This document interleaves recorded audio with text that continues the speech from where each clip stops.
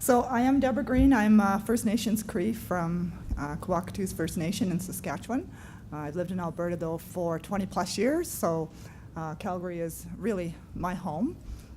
I'm honored to be here today as well with the mayor, and we actually did a grand entry round dance in the City Hall a couple years ago. That he's quite a good dancer, so.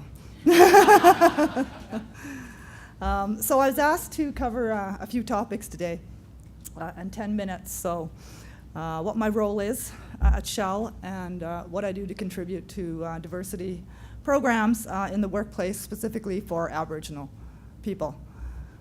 My role actually covers the 4 designated groups in Canada, but I do have a high focus on the Aboriginal and the female in technical roles, with more of expertise in the Aboriginal recruitment and employment field. So basically I have recruiter duties, if you want to call it that, and I have strategy policy duties in my role. So my recruiter role is really to go out and source, attract, bring that diverse talent to the workplace at Shell for the positions that we hire. And that's a quick summary of it. Of course, what that involves is a lot of networking, a lot of events, a lot of personal engagements, etc.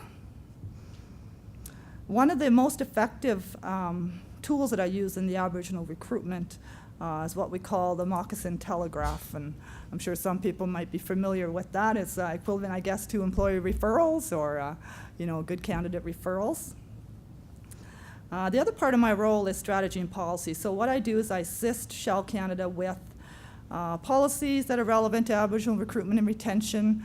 I sit on an Aboriginal employee network at Shell, which is one of our key attraction, retention, and inclusion tools, so it feeds into all 3 areas for our workforce.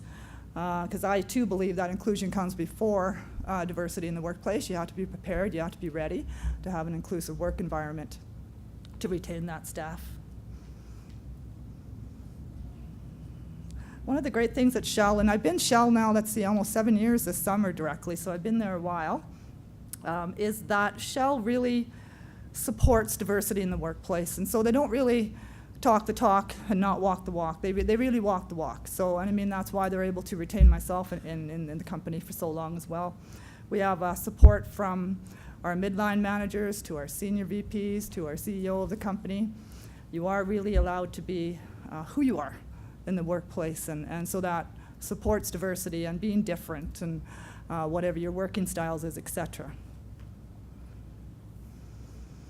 So why should people care about diversity in the workplace as it pertains to Aboriginal people? Well, as Michael touched on, it is the largest and untapped future workforce in Canada. Aboriginal people are multiplying quicker than the mainstream society in Canada, so it is our future, and it is the youngest growing population. So the more that we can do to build the capacity, engage that workforce, is a benefit for our companies that we work for. In the oil industry, of course, we all know that we have lands that belong to the Aboriginal people, traditional lands, so we have to ensure that we have good partnerships, good neighbor skills, to continue to have that business on this nation. So it's important that we have policy strategies in place to ensure that we have sound relationships with the Aboriginal people. It is relationships first, business second. So that's a strong point to remember. And another reason is just Aboriginal culture in this continent is very rich, unique, and amazing. A little biased there, but I think so. A couple examples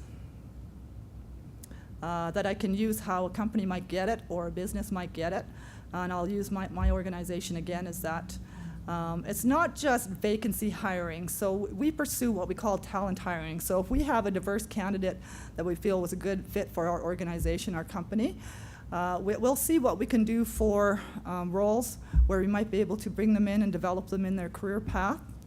We do have a lot of focus on the university, the entry levels up to management. We do have a gap, as Michael said, as well, in the higher CEO, VP management level for both female and Aboriginal candidates. So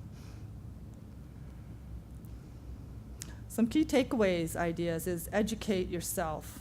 I think education and awareness is key for anything related to diversity before you can start to do initiatives and strategies. Is you really have to be educated on diversity in specific areas. If it's Aboriginal employment, then you really should do your research, take Aboriginal awareness training, ask Aboriginal people maybe, have an Aboriginal employee network.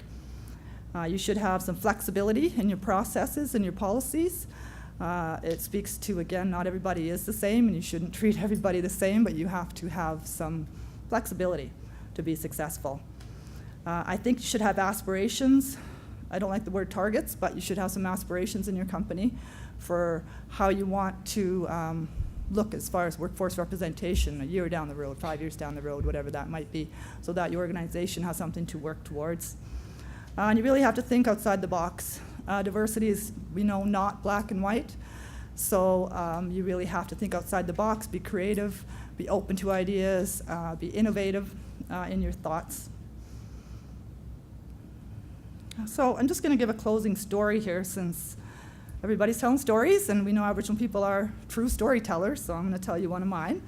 When I first hired at Shell, like I said, about almost 7 years ago, I was asked in my initial interview, what do you want to do, at Shell 5 years down the road? Where do you see yourself in your career path?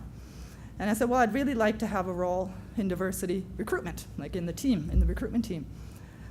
The manager at that time told me, well, that will never happen here at Shell.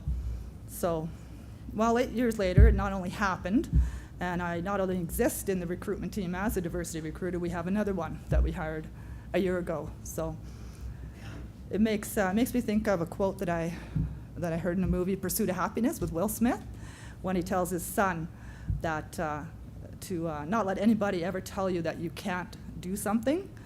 If you've got a dream, you've got to protect it. People tell you you can't do something if they can't do it themselves, or they don't have the vision to see it being done. So they want to tell you that you can't do it. If you want something, go get it or do it, period. So that's a quote that I really use in my life. No is never no to me. There might be a way to make it happen. And I use that quote as well when I'm engaging with a lot of the Aboriginal youth in the line of work that I do. So that is it. Thank you for your time, and if you have any questions, I'll be here later. Thanks.